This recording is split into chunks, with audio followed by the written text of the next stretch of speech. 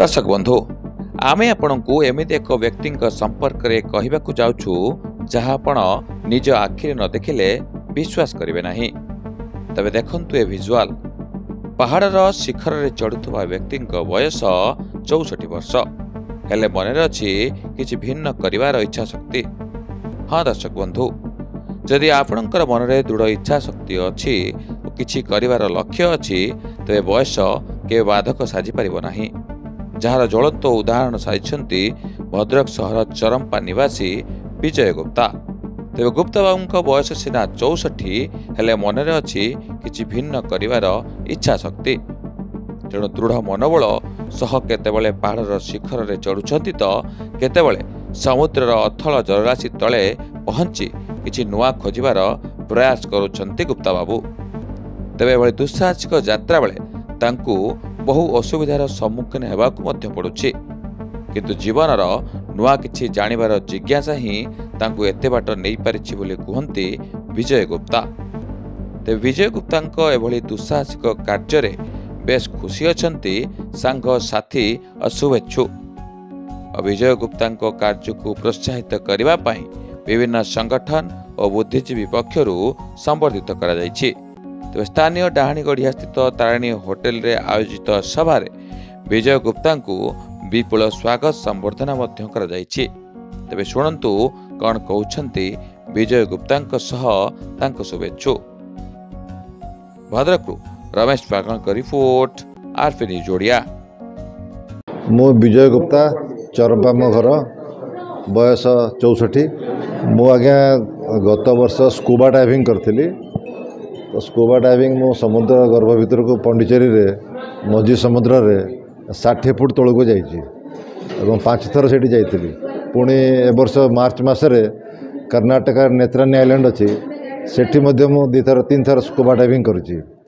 एवं जून मास 1 तारिख पाखरु मु ट्रेकिंग आरंभ कली।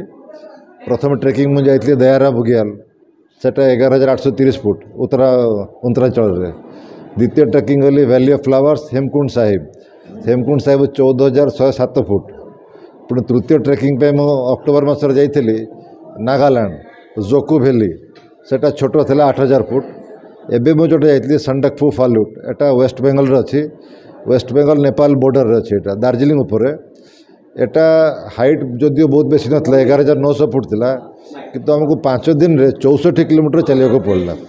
प्रथम दिन 14 किलोमीटर, द्वितीय दिन 10 किलोमीटर को 3,500 फुट चढ़ा, पुणी दिन 4,500 फुट ओह्लैवा। बहुत कष्ट थिला। राति देखो तो कष्ट तो हुए कहीं आम तो नॉर्मली प्लेन रे भी 60 किलोमीटर चलवार अभ्यास नहीं। पहाड़ उपर चलवा डिफरेंट कंडीशंस रे से तो कोटी बहुत ठंडा पड़ुथबो, राति से टेम्परेचर बहुत कम एवं पूरा माने रास्ता नथिबो, कोटी पत्थर उपर कोटी गछ उपर चलिया पड़े। तो कष्टदायक तो अच्छी, किंतु धीरे धीरे करके अभ्यास हो गलानी। एक्चुअली कौन है कि मु वर्षे आगु गोटे दुर्घटना घटी थी। मु एवं मोर जो सांग आम जाइलु भूटान, सेठी मो सांग दुर्भाग्यवशत मरीगला। तो से मरीजा पर मोर गोटे चिंताधारा परिवर्तन हो जाइए। वो देखिली एक्चुअली ता आगु आम व्यवसाय लगी पिला पछार लगी माँ बापा पछार लगी से मरीगला पर देखिलु से जदि मरीगला आम भी केवे मरी पारू। तो तेणुकर आउ जदि जीवन किसी नुआ काम करने चेष्टा करवा या चिंता करने द्वारा मु स्कूबा डाइविंग आरंभ कली। मो बड़ भाई 4-5 वर्ष आगु ट्रेकिंग करते तो मुझे ट्रेकिंग आरंभ कली। ट्रेनिंग माने से माने कहती जे आप 5 किलोमीटर चलिए 45 मिनिट रे।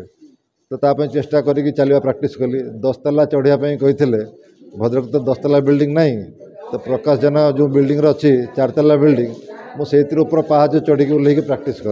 अनुभूति एत भल अच्छी मो घर पचार ट्रेकिंग कल गोटे 2टा कल आउ कहीं जाऊच से जीव से बुझीपार जो कहीं निशा भाया हो जाए। क्या आप जो एत हाई अल्टीट्यूड को जाऊँगी एत सुंदर वातावरण एत भल भल दृश्य जो बर्तमान मुझे जाइली कंचनजंगा देखीचु आम एकदम माने पूरा बर्फा छेद। भोर 4टा बेले दिन आम माने ट्रेकिंग कलु 2.5 किलोमीटर चढ़ी जाकि पहुँचलु गोटे जगार से सनराइज देखू आ सूर्योदय जो पड़ो जा कंचनजंगा पर लाल देखा ये जो दृश्य ये सब दृश्य देखला आ साधारण जगह बुलाया आग्रह नहीं। बयस किंतु प्रैक्टिस करने द्वारा तापे विशेष टी खावा पीवा पर नजर दूसरी चेष्टा कर फिट रखापी एक्चुअली ट्रेकिंग कर आउ गोटे उद्देश्य हूँ ट्रेकिंग करें मु निजको फिट रखिपारि कारण ट्रेकिंग प्रिपेरेसन करने पड़ूँ मत मसे 2 मास चलाबला करते पड़ूँ तो ये जो स्पोर्ट अच्छी ये आपको फिटनेस दरकार तो मुझे कर बेसी दिन पे निजको फिट रखिपारि और एंजॉय करी। हाँ मु जनवरी मसरे पुणी जी जो पूरा बरफ स्नो भर्ती हो स्नो रे ट्रेकिंग करने मोर इच्छा अच्छी जनवरी मस जी।